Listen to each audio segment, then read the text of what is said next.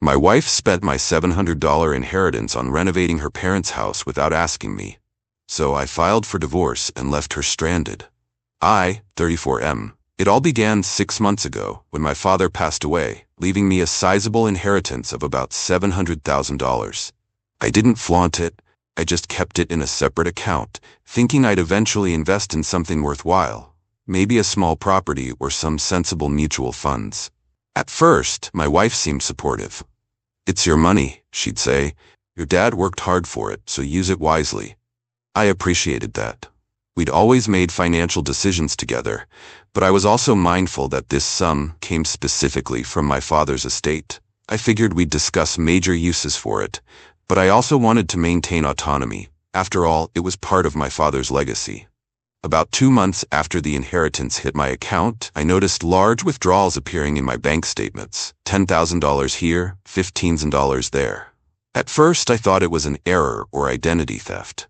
Confused, I confronted my wife. She shrugged nonchalantly. "Don't worry, I'm transferring it for a great investment. Trust me." My heart pounded. Investment in what? She hesitated. "My parents' place. They really need an upgrade. It'll raise property values for everyone involved." This was news to me. I'd never agreed to pour tens of thousands of dollars into her parents' home. I pressed for details. She admitted she'd already hired contractors, chosen materials, and started renovations, without consulting me even once. Her tone was dismissive, as if it was no big deal. "It's our family," she insisted. "Helping them helps us, right? And you still have plenty left, so what's the problem?" I stared at her in disbelief. "The problem is you never asked. This is my inheritance, my father's money.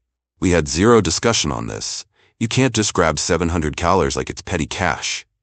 But she rolled her eyes, calling me dramatic. "I'm your wife. I have a right to make decisions for the family. Besides, your dad's gone, so the money's ours now." That statement chilled me. If this was her logic, grabbing money behind my back, acting entitled to every last cent, what else was she capable of? I demanded she stop the renovation immediately, but she shrugged, saying it was too late. "Contracts are signed, materials purchased. I can't just cancel it. Do you want to lose deposits?"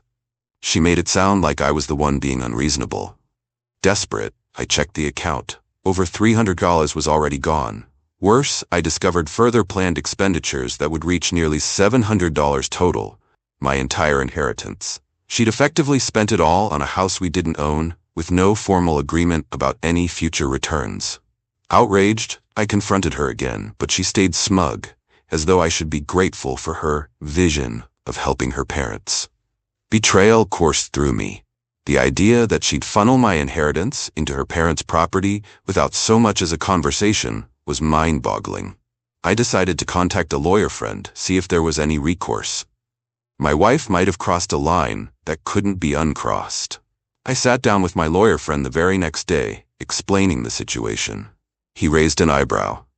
"So, she took your inheritance and spent it on renovations for her parents' home?" I nodded, fists clenched in frustration. "Yes, without my consent." He let out a slow breath. "That money, by default, should be considered separate property if it's inherited and kept in your name. But if she moved it into a joint account or used it for a marital purpose without your protest, this gets complicated." It turned out my wife had slyly moved large portions into our joint account, citing family investments. Because I didn't immediately contest the initial transfers, it might appear I'd allowed it. Still, he encouraged me to gather evidence. Text messages where she admitted the fund's origin, bank statements showing the unauthorized withdrawals, and any messages from contractors referencing her as the decision-maker. That night, I searched for anything in writing. Sure enough, I found emails from the contractors addressed solely to her, thanking her for swift payments. In one thread, the contractor asked if I was aware of the cost inflation due to premium materials. She replied, "He's fine with it," even though she'd never told me. My stomach churned at her casual manipulation. She was forging an entire renovation project behind my back, using money from my father's legacy. The next morning, I confronted her with the emails, my voice low and trembling. "Explain this to me. Why did you tell them I was fine with everything when you never asked me?" She shrugged, flipping her hair dismissively. "I had to do it. My parents' house is in dire shape. They deserve comfort, and you have the funds to give it. Stop acting selfish. My blood boiled. This is my inheritance, my father's. How dare you call me selfish for not wanting to blow it on someone else's property without a discussion? She smirked. Oh, come on. Once your father's money landed in our accounts, it's effectively ours. My parents are family, so it benefits all of us in the long run. You're being petty. That sense of entitlement was astounding. She refused to see the betrayal or even offer an apology. Instead, she painted me as the villain for not sharing. Furious, I marched into the half-renovated house. Her parents were conveniently away. Contractors bustled about. The place looked like it was undergoing a major overhaul. New floors, fancy appliances, even a pool installation in the backyard. I demanded to know how much more was owed. One contractor sheepishly showed me the invoice, another $200 at least. My jaw dropped. That would wipe out the rest of my inheritance. I realized I had to act quickly. The question was how. My lawyer mentioned filing for divorce, or at least a legal separation, to protect any remaining assets. He also said I could demand an injunction to halt further spending. But the damage was already done. Well over $500,000 poured into a house that wasn't mine, with no formal arrangement. I felt cornered, betrayed, and incensed. It was time to consider the nuclear option. Divorce. My father's money might be gone, but I refused to let her keep walking all over me. I started the divorce process quietly, meeting my lawyer to outline a plan. We'll aim to protect anything else you have, he said. Do you own the marital home, your personal assets, retirement accounts? I nodded. Yes, but I need to ensure she doesn't raid them too. He suggested moving any personal funds into a separate account, and possibly freezing the joint one if possible. Meanwhile, my wife kept spending. She boasted about the new landscaping project behind her parents' house, sending me photos of water features and garden sculptures as if I'd be proud. Every text of hers read like a progress update on how well she was burning through my father's legacy. My resentment hardened. I replied tersely, "Stop the project. We can't afford more." She shot back, "Don't be ridiculous. It's almost done. Just a bit more." Her parents, for their part, seemed thrilled. One evening, I visited to see if they were at least aware it was my inheritance funding their dream remodel. They greeted me politely, but with a certain smugness. Her mother praised my generosity, patting me on the back. Her father grinned. When my daughter said you insisted on helping us, I was touched. My jaw nearly dropped. She'd told them I insisted? This was next-level deceit. They probably believed I was a willing sponsor. I had to bite my tongue, not wanting a public blow-up, but the betrayal ran deep. That night, I returned home to find my wife happily scrolling through new furniture catalogs, rattling off prices in the thousands. I demanded, "Why lie to your parents that I insisted on paying for all this?"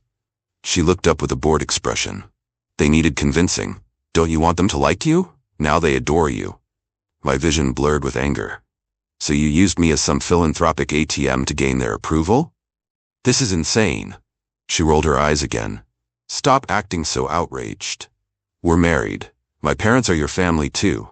This money helps them, so it helps us all." I realized she wouldn't stop. No amount of reasoning would shift her sense of entitlement. She genuinely believed my inheritance was hers to direct as she pleased. That's when I told her, "I've had enough. I'm filing for divorce." Her eyes widened momentarily, then she shrugged. "Go ahead, but good luck reversing what's already been spent." The smugness in her tone suggested she thought she'd walk away with half of whatever else I had left. Spousal support, alimony, everything. But she underestimated me. My lawyer said that inherited assets can remain separate property if properly documented, and her reckless spending might be seen as financial waste or even marital misconduct. This could influence the judge's decisions on property division. We prepared evidence, bank transfers, receipts, messages from her bragging about the renovation. I intended to show the court how she unilaterally drained my inheritance for her parents' gain, lying and manipulating me in the process. I realized there'd be no reconciliation. She'd shown no remorse, no regret. Fine. If she wanted a fight, I'd come prepared.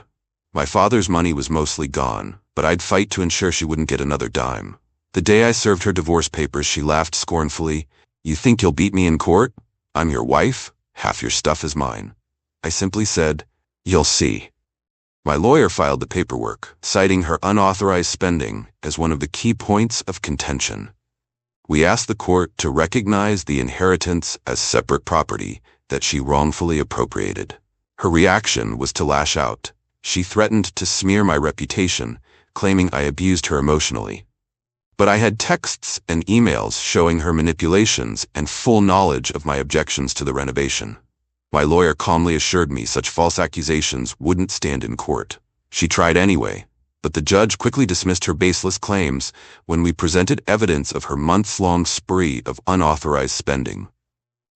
Meanwhile, her parents discovered the truth. She'd done this entire project behind my back, not with my enthusiastic blessing.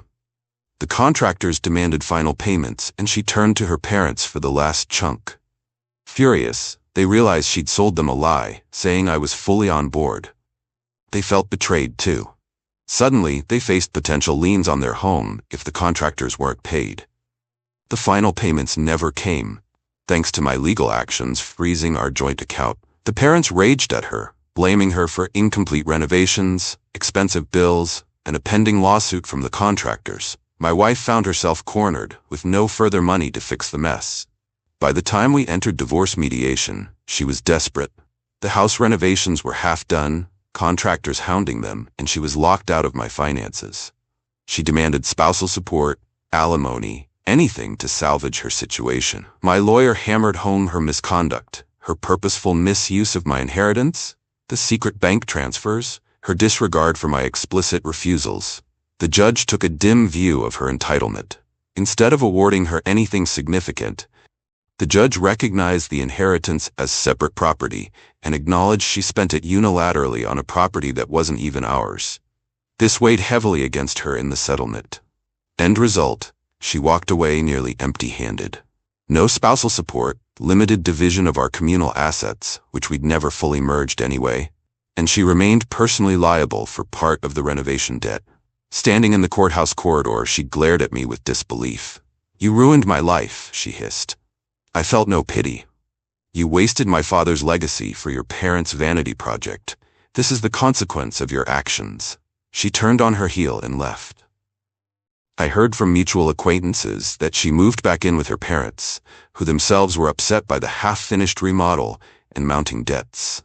Meanwhile, I sold our marital home, used part of the proceeds to recoup some losses, with the court's permission, and started anew in a smaller condo.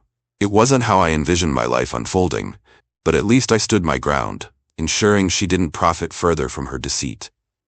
As I finalized the last details of the divorce, I looked up to the sky. My father's money was gone, but I hoped he'd understand I fought back. She paid the price for her greed, and I was finally free of her manipulative grasp.